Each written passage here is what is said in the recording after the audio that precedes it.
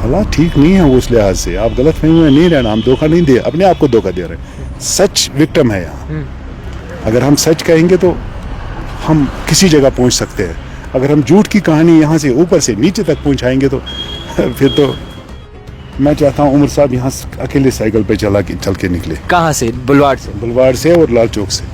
और यहाँ cycle security के अंदर चलाना बड़ी बात नहीं है, उससे आप प्रभाव नहीं कर सकते हो, अट्रैक्ट नहीं कर सकते हो टूरिस्ट। कुछ आउट ऑफ द बॉक्स करना पड़ेगा। जब उनको कॉन्फिडेंस मिलेगी ना कि यहाँ डेली वेजर्स के इशू आपके पास है, आपने गैस के बारे में बोला, बिजली के बारे में बोला, ये आपके पास ही मुद्दे, आप क्यों नहीं कर रहे हैं इन चीज़ों को? तो ये एक ऐसे मुद्दे हैं जिनसे नाराज़गी बढ़ेगी। और 20-20, 30-30 साल से वो लोग इंतज़ार में बैठे हैं कि हमें परमिट किया जाएगा और हमारी सुनवाई होगी।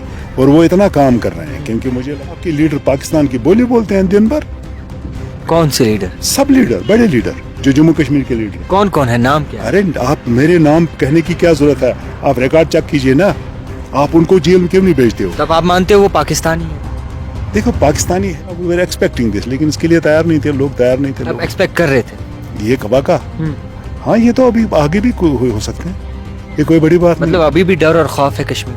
नहीं, देखो मैं आपको मिलिट्री कमेटी बना के रखी है, ब्यूरोक्रेट्स के हवाले किया है। अरे भाई कुछ तो फैसला लो, आपने आपके ये क्लियर है, आपका इतना बड़ा एजेंडा है, आप इससे एजेंडा से हट रहे हो, तो आप चाहो तो कुछ कर सकते हो, ये आपके हाथ में है ना। यहाँ वो ऑफिसर जिनने काम किया है जम्मू कश्मीर में मिलिटेंसी, और बैड डेज में और उनका जम्मू कश्मीर के खासकर उनको तो साइड लाइन किया गया है। आज नई टीम 1 साल 2 साल के लिए आते हैं, वो यहाँ जानते नहीं है, किसी को पता ही नहीं है। जम्मू कश्मीर में सियासत जिस तरीके से चल रही है उसको मद्देनज़र रखते हुए इस वक्त कहीं न कहीं बयानबाजी भी अरूज पर हो रही है। और ओवरऑल जब आप सिचुएशन देखेंगे तो ग्राउंड की सिचुएशन, जो एक्सपेक्टेशंस थी नई हुकूमत पे, या फिर जिस तरीके से इस वक्त दखल अंदाजी चल रही है, उसको लेकर क्या कुछ उस्मान मजीद जी सोचते हैं, हम इनसे आज बातचीत करेंगे। आपको बता दूं कि उस्मान मजीद की बात करें, कद्दावर लीडर हैं। हाल ही में इन्होंने जो है इलेक्शंस भी लड़ा था अपने बलबूते पर, और कहीं ना कहीं नाराज़गी जो है कुछ कहीं खामी नज़र आई है। फ़िलहाल के तौर पर सर बहुत ज़्यादा शुक्रिया वक्त देने के लिए। पहली बार शायद आप इलेक्शंस के बाद हम आपसे मुखातिब हो रहे हैं। क्या सिचुएशन देखते हैं आज की जम्मू कश्मीर की जब से हुकूमत बनी है? सिचुएशन तो ऐसी है कि लोग इस वक्त और कहीं से किसी से भी बात करो, शायद वो उनको लग रहा है कि हमारे मैंडेट का कोई ख्याल नहीं है, कोई काम नहीं हो रहा है, कुछ नहीं हो रहा है, ग्राउंड पे ज़ीरो उनकी परफॉर्मेंस है। तो ये एक बहुत बड़ा परेशानी है, जहाँ ये हम समझते हैं कि लोग अगर बदल हो जाएंगे तो फिर आगे क्या होगा। क्योंकि उन लोगों ने बड़ी उस वक्त बड़े भारी पैमाने में वोटिंग पे हिस्सा लिया और वोट डाले, वो ये जान के कि अब एक जैसे उन लोगों ने वादा किया था इलेक्शन में, किस डेवलपमेंट का और हमारे जो इश्यूज़ हैं रोज़मर्रा के हैं या ओवरऑल इश्यूज़ हैं, इन पे सुनवाई होगी और इस पे काम होगा। लेकिन उसके बरक्स हो रहा है, कुछ सरकार अपने में मस्त है।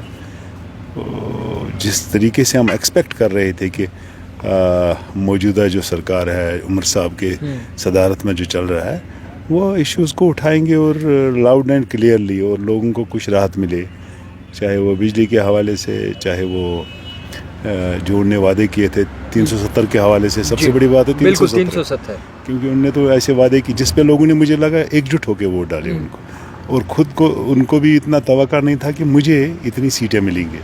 लेकिन इशू तो यही था कि इलेक्शन मैनिफेस्टो में नंबर 1 ने 370 रखा है, जिसको आज लग रहा है आज के दिन में उसको गोल करके रखा है, ख़त्म किया है। अब कोई बात नहीं कर रहा है, कुछ आपस में इनके विवाद है उस इशू के हवाले से, लेकिन चीफ मिनिस्टर तो बोलता ही नहीं है कुछ। कहते हैं रेजोल्यूशन सामने रखा है 370 पर और स्पेशल स्टेटस पर, और लोगों की नुमाइंदगी जहां तक बात आती है तो एलजी की दखल अंदाजी बहुत ज़्यादा है। ये रेजोल्यूशन का क्या रेजोल्यूशन है, क्या माने रखता है? जब तक ना आप किसी चीज़ के लिए फ़ाइट करोगे, जब तक ना आप किसी चीज़ को हर स्टेज पे, हर जगह पे इसको उठाओगे, तब तक आपको क्या मिलेगा? हमें तो लद्दाखी भाइयों से सबक सीखना चाहिए, किस तरीके से वो हेड ऑन ने गवर्नमेंट ऑफ इंडिया को लिया और एक एक कदम वो आगे बढ़ रहे हैं। तो हमारे यहाँ देखिए ना क्या है, अब स्टेट की बात करें, स्टेट तो प्राइम मिनिस्टर भी कह रहा है, होम मिनिस्टर भी कह रहा है, स्टेट और भी कह रहे हैं देंगे मुनासिब वक्त, उसका भी जवाब इनको मिला है। लेकिन इसी फॉर्मेट के अंदर, जैसे इलेक्शन में ये अगर आप ये कहेंगे कि भाई हमारे पास पावर्स नहीं है जी। हमारे पास स्टेट नहीं है, हमें काम करने का मौका नहीं मिल रहा है। तो इलेक्शन में भी ऐसा था। इससे पहले आपने पहले कहा था मैं इलेक्शन नहीं लड़ूंगा उमर साहब ने, तो आपको फिर इलेक्शन जब आपने लड़ा आपको पता था कि इसी फॉर्मेट के अंदर मुझे काम करना है, जद्दोजहद करना है, तो लोगों की आवाज़ उठाना है। इसमें क्या शर्म की बात है। केजरीवाल साहब भी चीफ मिनिस्टर रहे 10 साल ज़्यादा, तो उन्होंने एज चीफ मिनिस्टर लोगों के लिए लड़ाई नहीं लड़ी। कोर्ट भी गए, हाई सुप्रीम कोर्ट भी चले गए, हाई कोर्ट ऑफ दिल्ली में भी एक केस किए ताकि पावर्स मिले, ताकि लोगों को ताकत मिले। इलेक्टेड नुमाइंदे बहुत कुछ कर सकते हैं, लेकिन ये आजकल जब ये जितने भी इलेक्शन लड़ रहे हैं यही बड़ी पार्टियां, वो हमेशा बाकियों को ये तंज देते हैं कि तुम लोग एजेंट हो, तुम लोग बीजेपी के लोग हो, बीजेपी के साथ रहोगे, आईबी के लोग हैं, इस फला एजेंसी के लोग हैं। लेकिन अगर आप फिर इनकी परफॉर्मेंस देखोगे, उनका काम करने का तरीका देखोगे, सबसे ज़्यादा तो वही इनके करीब है। आज सिर्फ जब पार्लियामेंट असेंबली लगती है तो हम प्रधानमंत्री जी की तारीफ़ है, होम मिनिस्टर जी की तारीफ़ें ही सुनते हैं उनके मुंह से, उमर अब्दुल्ला के मुंह से। मैं हाँ बिल्कुल ये देखो, मैं नहीं कहता हूँ, ये तो रिकॉर्ड आपका गवाह है। तो आप उनको तारीफ़ें करते हो और जहाँ जा रहे हो वहाँ तारीफ़ें कर रहे हो, लेकिन जो आपका इलेक्शन मैनिफेस्टो है उसके ऊपर तो आपका ध्यान है ही नहीं। It is not, the chair is not for to enjoy the protocol, you have to work for the people. लोगों की परेशानियों को दूर करना पड़ेगा, लोगों की आवाज़ बनना पड़ेगा आपका। आप लोगों की नौकरी है, किसी ना तो आपको प्रधानमंत्री जी की नौकरी है, ना आपको कांग्रेस की नौकरी है। ये नौकरी अगर आपको दिया है, ये लोग मनसब अगर आपको किसी ने दिया है, वो लोगों ने दिया है। क्या लगता है चीफ मिनिस्टर उमर अब्दुल्ला जाहिर क्या करना चाहते हैं और बदले बदले कहाँ लगते हैं?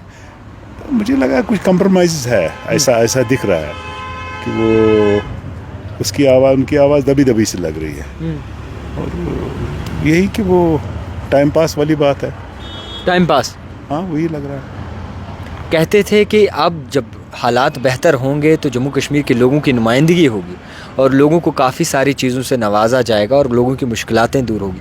आपको कोई एक तब से कोई मुश्किलात ऐसी लगी जो दूर हुई है आम शहरियों की? नहीं, पहले तो मैं समझ हालात बेहतर का मतलब क्या है। कहते हैं कि जब जम्मू कश्मीर की नुमाइंदगी खुद अपनी हुकूमत करेगी तो हालात बेहतर होंगे, तो कैसे देखते? यही तो एक्सपेक्टेशन थी।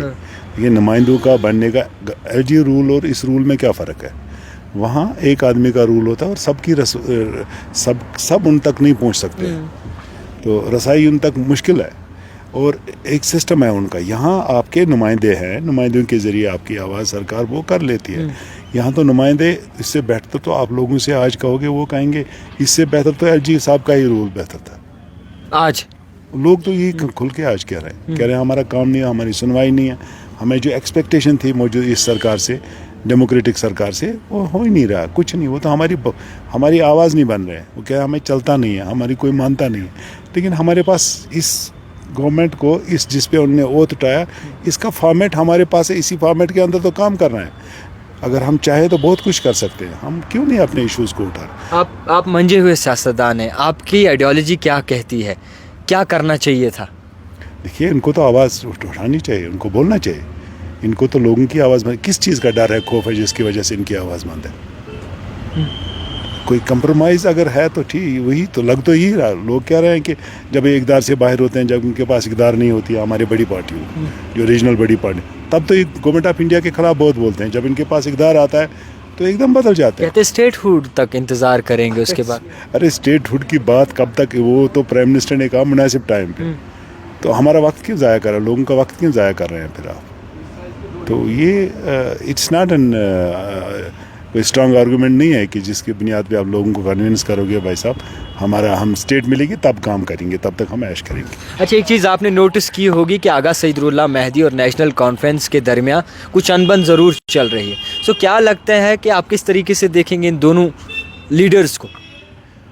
जहाँ तक उनका एक दो इश्यूज़ तो उन्होंने बड़े स्ट्रांग उठाए हैं जिस पे उन्होंने वोट दिए। एक तो रिजर्वेशन के हवाले से, दूसरा उन्होंने ये आर्टिकल 370 के बारे में, तो वो बात करते हैं, कर रहे हैं। ऐसा लग रहा है कि इस पे शायद इनका आपस में, क्योंकि कभी वो उसकी आवाज़ बड़ी लाउड एंड क्लियर होती है, और इससे ये लग रहा है कि शायद आपस में है कुछ गड़बड़ है। तो हम बहरहाल ये इनके पार्टी का अंदर का मामला है, हम इसके बारे में नहीं कह सकते हैं, लेकिन इतना तो ज़रूर जानते हैं कि विवाद है। विवाद है। क्योंकि लोगों को उनने कह दिया ना, लोगों को कह दिया, उस स्टेज पे लेके गए थे लोग, ये इंतजार करते आते ये इसके बारे में कुछ ना कुछ कर लेंगे। जब आप इसकी बात ही नहीं कर रहे हो तो या तो आप खुद अपोजिशन भी करना चाहते हैं और ये हुक्मरान भी बनना चाहते हैं, हुकूमत भी कर रहे हैं और अपोजिशन भी कर रहे हैं। इससे थोड़ी लोग समझते हैं, लोग इतने बेवकूफ़ नहीं है। तो इस लिहाज से कन्फ्यूजन तो है। जाहिर सी बात है, कल उनको फेस करना है, इलेक्शन फिर आएंगे, इलेक्शन आते रहेंगे, तो उस वक्त तो ये लोग तो अपना दिखाएंगे रंग उस वक्त। वो तो उनको पता है जो ज़मीनी कार्यकर्ता है। बिल्कुल बिल्कुल। क्योंकि इस इलेक्शन में भी ऐसे लोग आए हैं जिनको ज़्यादा मेहनत करनी नहीं पड़ी, जिनको ज़्यादा लोगों के पास जाना नहीं पड़ा। लेकिन ऐसे भी लोग हैं जो ज़मीनी लोग हैं, उनको पता है कल हमने दोबारा जाना है लोगों के पास वोट देने के लिए, हम किस मुँह से उनके पास जाएंगे। सर, एक ऐसा मुद्दे हैं जो लोगों के साथ जुड़े हुए हैं। डेली वेजर्स अपना हक मांग रहे हैं, कैजुअल लेबरर्स अपना हक मांग रहे हैं, जितना भी पुलिस महकमा है आप भी जानते हैं कि जितने भी SPOs हैं वो अपना हक मांग रहे हैं। सो कई सारे ऐसे बड़े मुद्दे हैं जिन पे चर्चा होनी चाहिए। सो क्या कुछ कहेंगे आप हुकूमत को? कमेटी बना के रखी है, ब्यूरोक्रेट्स के हवाले किया है।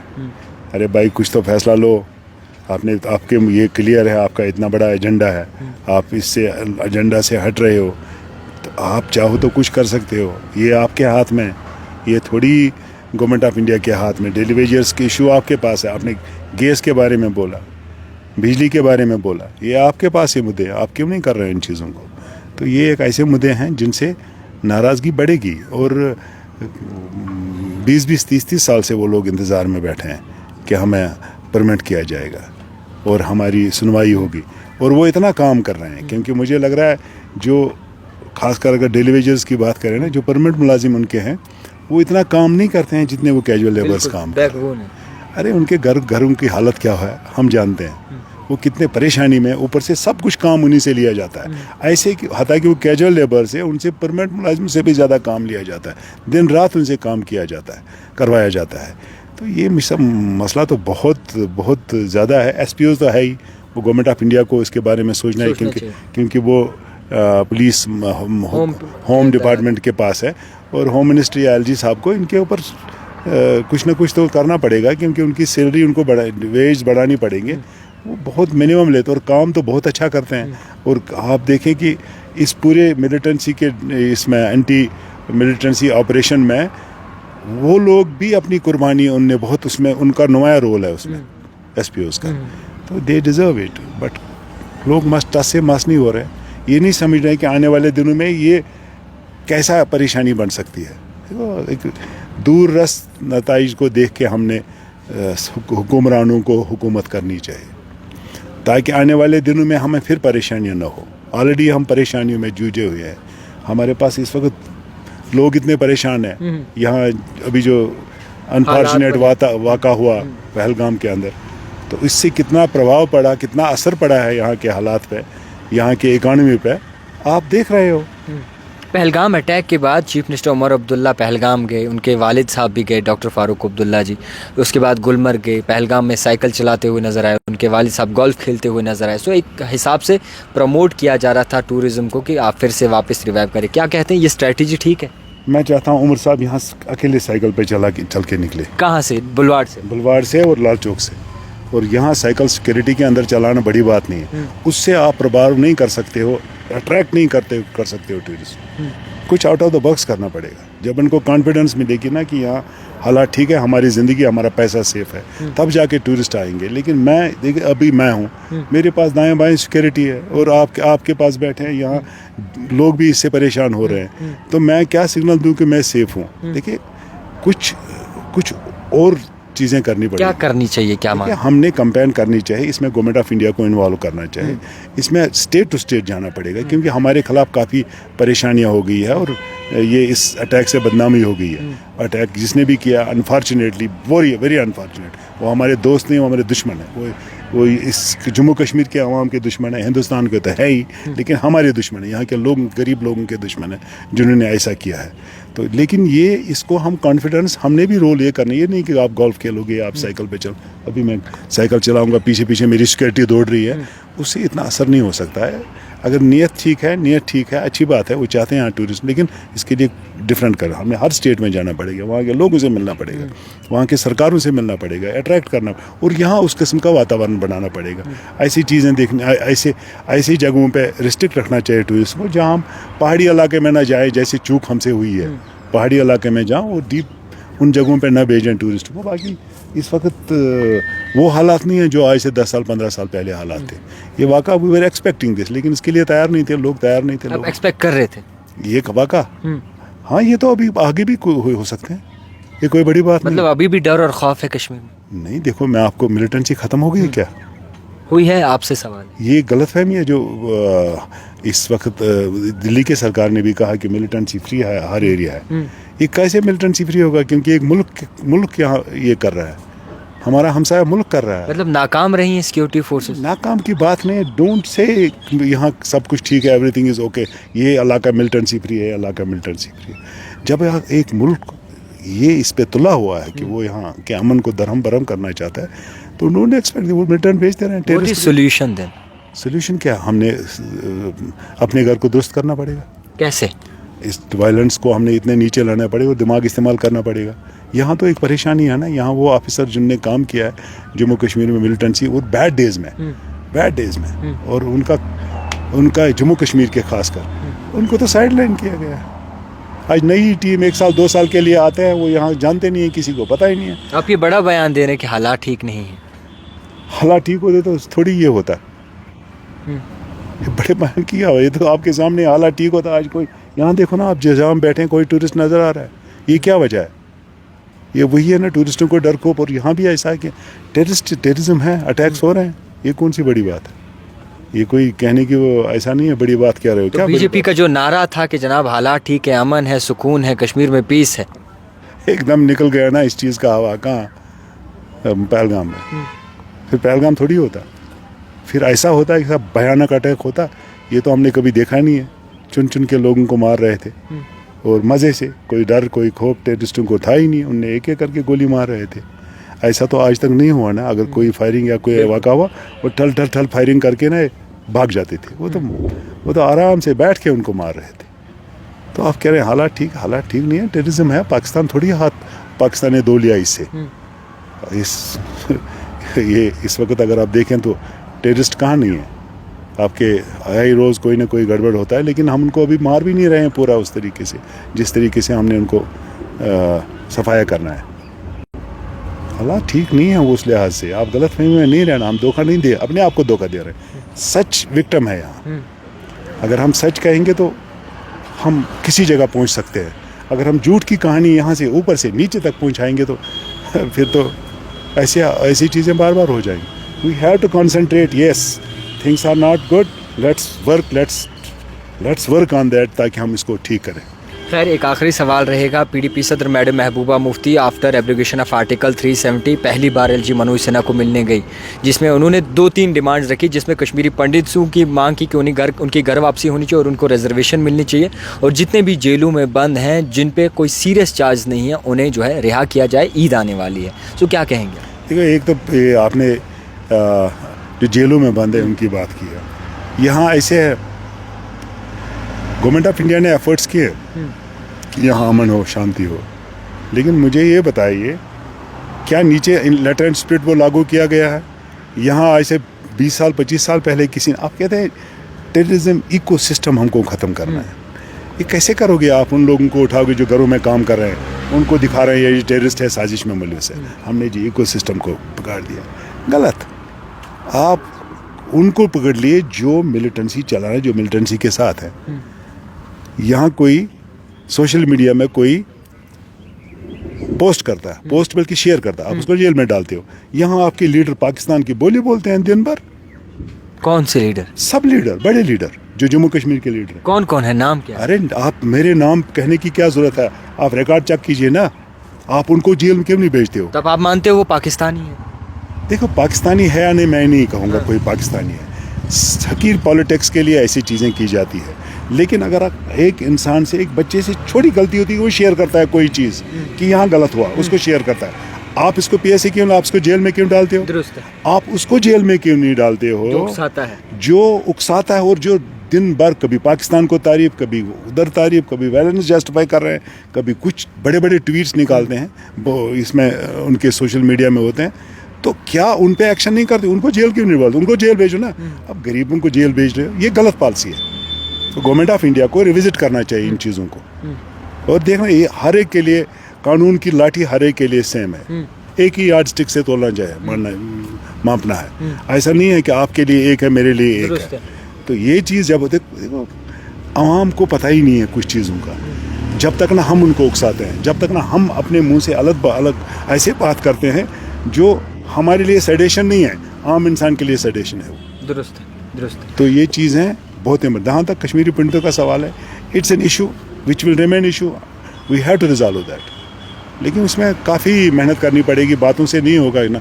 अभी तक तो मुझे नहीं लग रहा 1990 में सक्सेसफुल गवर्नमेंट्स ने ऐसा कोई प्लान बनाया है जहाँ से वो अपनी जगह पे आके वापस आए, ऐसा नहीं लग रहा है।